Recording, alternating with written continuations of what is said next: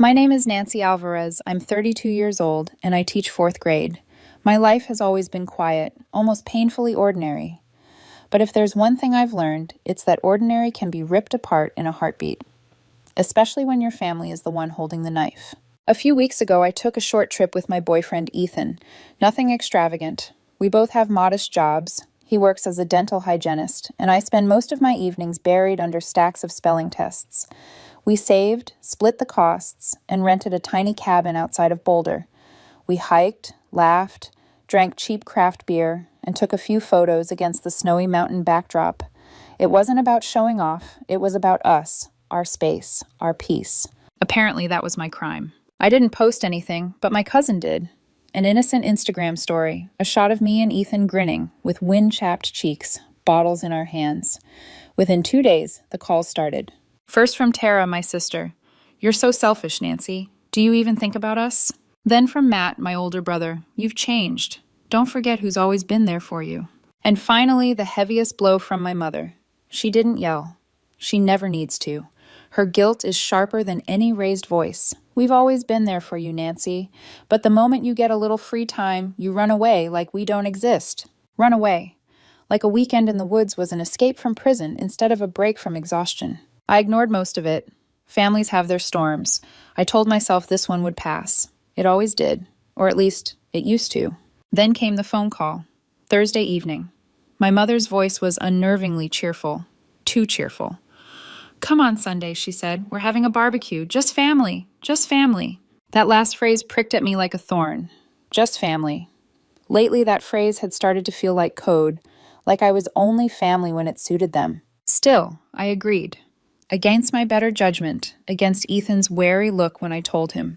Deep down, a part of me still wanted to believe things could be normal. Sunday came. I put on a soft blue sweater, the one Ethan said made me look like I belonged anywhere, even when I didn't feel like it. I brought a bottle of red wine. Nothing expensive, but something nice. I stood outside my parents' house, trying to breathe away the knot in my stomach before walking into the backyard. The place was packed. My father stood by the grill, smoke curling around him like a crown. Matt and his wife leaned against the cooler, sipping beers and whispering. Tara, predictably, was hunched over her phone, her face lit by the screen's glow. Mom was fussing with the table, arranging and rearranging napkins no one cared about. No one looked surprised to see me. No one said hello. I sat down, trying not to let the silence swallow me. I asked Matt's wife about her earrings. Gold hoops that caught the sunlight. She answered politely, then turned back to her drink. The food was fine, unseasoned, like everything at my parents' house always had been. But I forced myself to smile, to chew, to pretend. At one point, Mom asked how Ethan was doing. "He's good," I said. No follow-up, just silence. I felt the air thicken. They were waiting, watching, testing. So I tried to lighten it. I smiled, forcing a laugh. "I can't wait for summer. I need a real vacation." That's when it happened. My father threw his head back in a laugh so loud, so sharp, it felt rehearsed. "That's just for the family, without you." The table erupted. Matt clapped like a drunk at a comedy show. Tara snorted without looking up, muttering, "Guess you didn't need us, so we don't need you." And my mother? My mother smiled. Not kindly, not nervously. No, she smiled like this was the punchline she'd been waiting for. I felt every pair of eyes press into me, waiting for me to break, to defend myself, to argue. Instead, I set my fork down, smoothed the napkin beside my plate, and stood. "I'll leave the wine," I said quietly. No one stopped me. No one said goodbye. I walked out with my spine stiff, but inside, my chest felt hollowed out. Humiliation has a way of burning hot and freezing cold all at once. By the time I reached my car, I knew the truth. This wasn't just about punishing me for taking a vacation without them. This was about control. And when they couldn't control me with guilt, they would find another way. And they did. 5 days later, my phone buzzed with a message from the bank. Attempted withdrawal, $5,000. From a joint card I had stupidly never closed. The notification blinked across my phone screen like a red siren. Attempted withdrawal, $5,000. From an account I hadn't touched in years. A joint card my parents insisted I open back in college for emergencies. I had left it alive out of laziness. a relic I never bothered to close. Thank God, I'd once set a daily withdrawal limit of $400. The limit was the only reason $5,000 hadn't vanished into thin air. For a long moment, I just stared at the screen. My pulse hammered. My first thought wasn't anger, it was disbelief. They hadn't asked. They hadn't even warned me. They'd simply tried. I froze, then moved. I blocked the card, logged in, and renamed the account. Pay without me. It felt almost petty, but satisfying, like carving truth into stone. An hour later, my phone vibrated with messages. WhatsApp lit up with its familiar green glow. Mom, it was a misunderstanding. Dad, you're overreacting. Matt, stop acting like a victim. You're always so dramatic. Tara, a string of laughing emojis, followed by a screenshot of the failed transaction notice.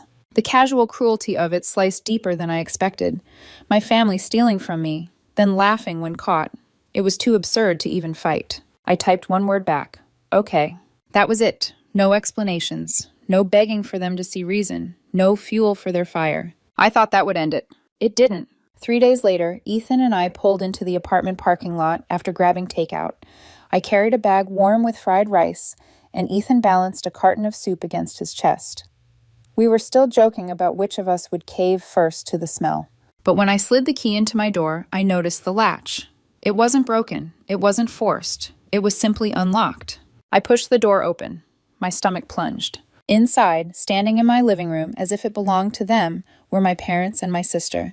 My father was flipping through an old photo album, pages of my childhood in his careless hands.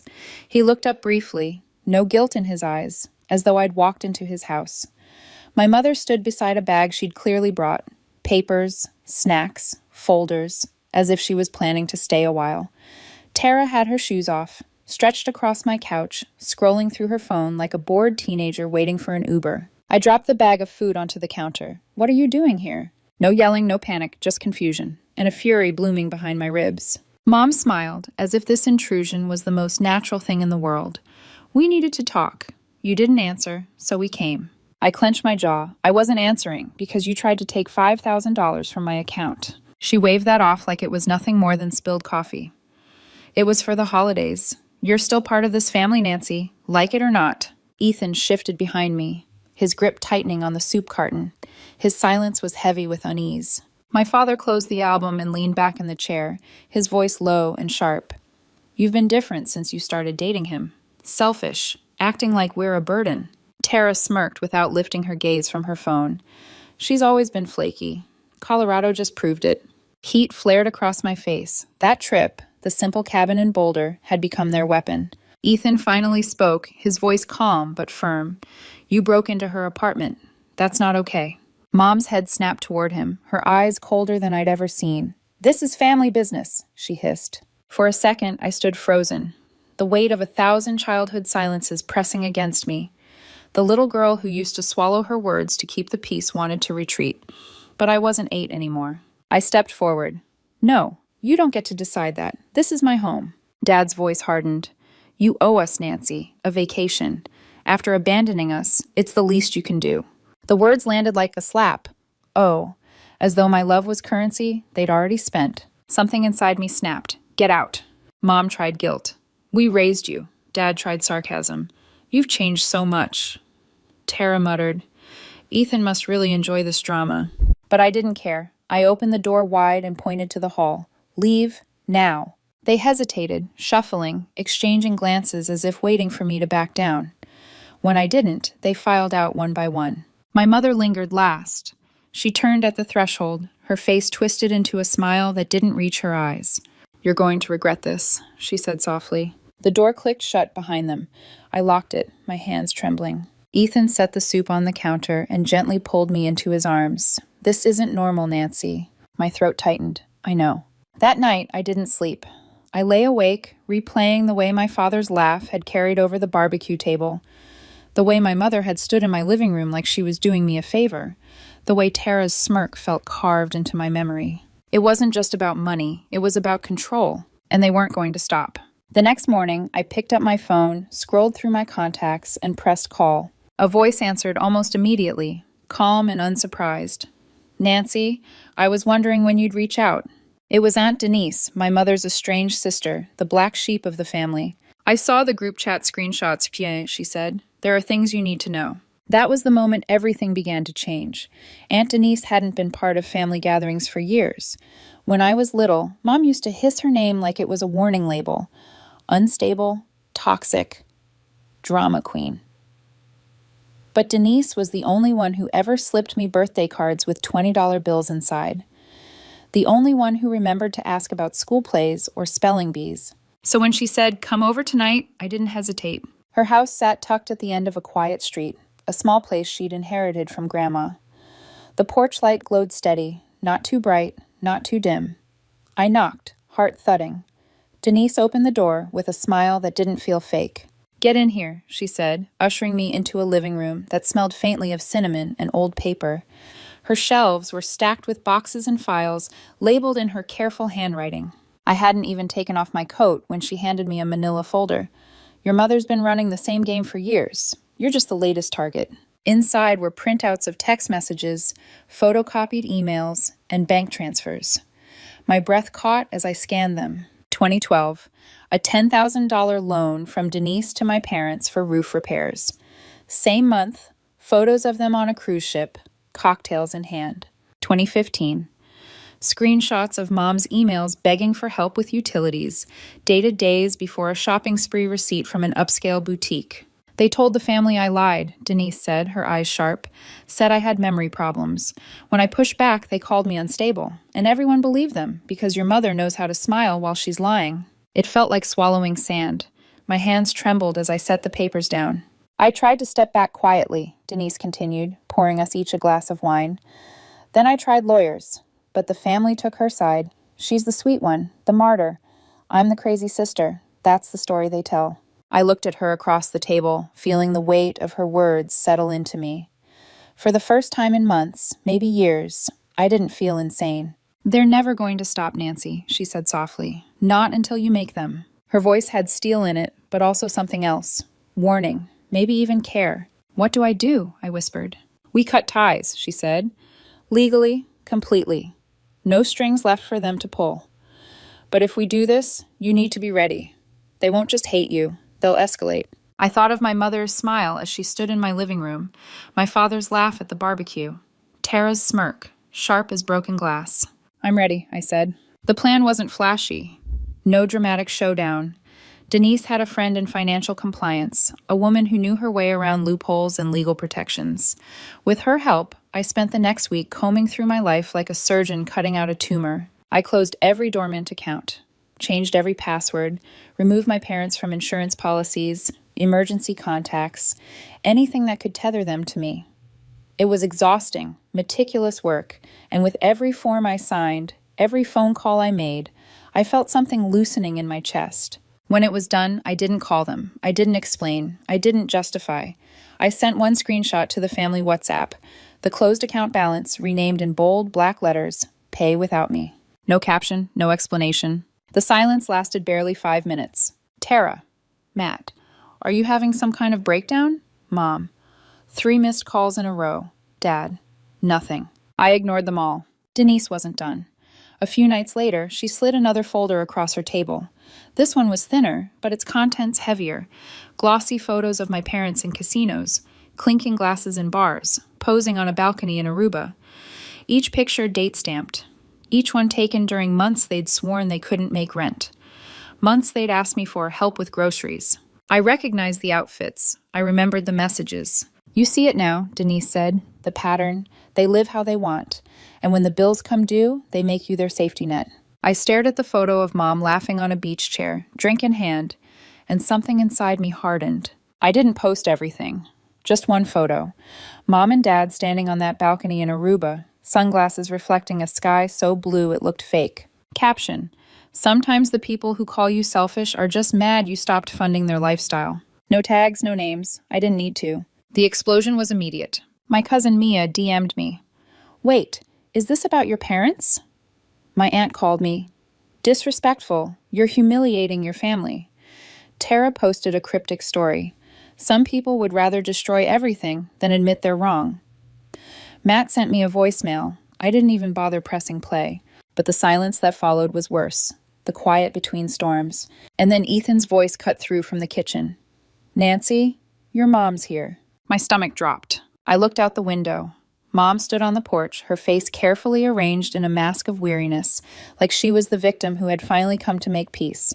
Beside her loomed Uncle Brian, my dad's younger brother, loud, arrogant, sunglasses at dusk. He looked like an enforcer in some cheap mob film. They weren't here to talk. They were here to reset the board. And that was when I realized we were only halfway through the storm. The porch light cast a pale glow over my mother's face. She stood with her hands clasped in front of her, the picture of tired dignity. Uncle Brian loomed beside her, arms crossed, sunglasses still on despite the dusk. He looked like he thought intimidation could be worn like cologne. I stepped outside, pulling the door shut behind me. Ethan hovered in the kitchen, his silhouette visible through the blinds, ready but silent. Mom's voice was soft, measured. We need to talk, Nancy. I shook my head.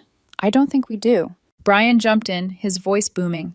You embarrassed this family. That post you made, that was out of line. A bitter laugh escaped me. Out of line? Out of line was trying to drain $5,000 from my account without asking.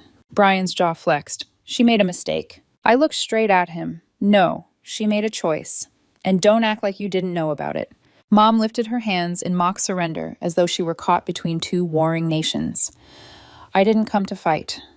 I came to make peace. We canceled the old trip. We're planning something smaller. We thought maybe you'd join us. Start over. There it was. The reset button. The same one they'd pressed after every ugly fight in the past. Wipe the slate clean, pretend it never happened, and reel me back in. But this time I wasn't biting. I'm not going anywhere with you, I said, my voice steady. And if you show up here again uninvited, I'll file a report. Brian scoffed, shaking his head. You'd really threaten your own mother? No, I said, I'm protecting my life. For the first time, Mom's mask cracked. Her expression shifted, disbelief etched into her features, as if I were the one crossing some invisible line. Then she gave me a look I hadn't seen since childhood, a mix of pity and contempt. The look that said, You've disappointed me so completely, I almost wish you didn't exist. You're not the same person anymore, she whispered. You've changed. The words were meant as an insult, but they landed like a gift. They turned without another word. No grand gestures, no parting shots, just the silence of regrouping predators. Inside, Ethan was waiting. His eyes searched mine like he was hoping to see relief. It's not over, I told him. My voice trembled, despite my best effort. They're not going to leave it like this. 2 days later, I was proven right. The email arrived just before lunch. Its subject line was bland, almost bureaucratic. Notice of concern. Immediate acknowledgement required. At first, I thought it was spam. Then I saw the sender. Office of Professional Conduct, District 14. My heart sank. The message inside was short but devastating. An anonymous complaint had been filed against me with the school board. Allegations of emotional instability, claims that personal issues were creating a hostile learning environment. Phrases like erratic behavior and concerning classroom tone were peppered throughout, but not a single specific incident was named. It even made a vague reference to Ethan, though not by name, relationship conflicts that may have been observed by minors. I sat frozen at my desk, my thermos of soup cooling untouched beside me. My classroom walls seemed to lean inward. This wasn't just family drama anymore. They had reached into the one sanctuary I had left, my job. That afternoon, I was called into the principal's office. Ms. Cover's face said it all. She didn't believe the complaint, but protocol forced her hand.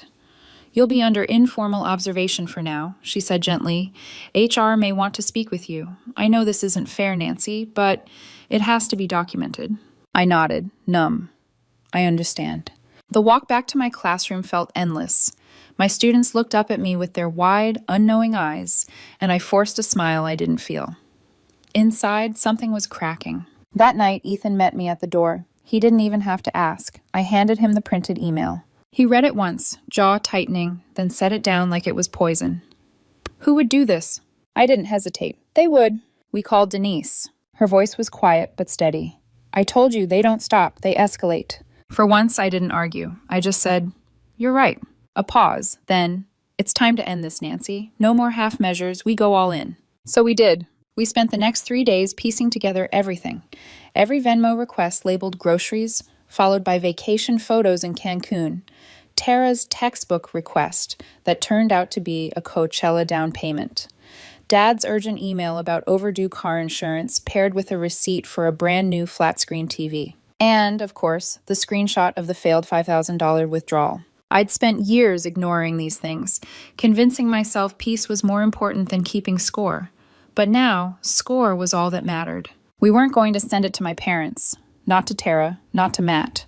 We were going to send it to everyone else. The extended family chat, the one with cousins, distant aunts, second cousins who only spoke up at Christmas, the people who had always believed my mother's version, the selfless mom with the ungrateful daughter who drifted away. I attached every screenshot, every receipt, every dated photo. At the top, I wrote one line. Before you believe the version of me they tell, see the version they hide. I hit send. The group chat detonated. One cousin asked if it was a prank. Another simply wrote, Jesus. My aunt, the one who always sided with my mom, fired back, how dare you humiliate her like this?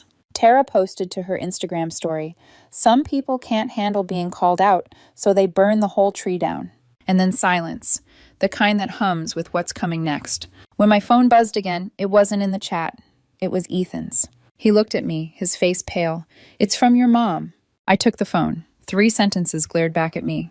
You poison her. She wasn't like this before you. I hope you're happy. Divide us. Blame him. Rewrite history.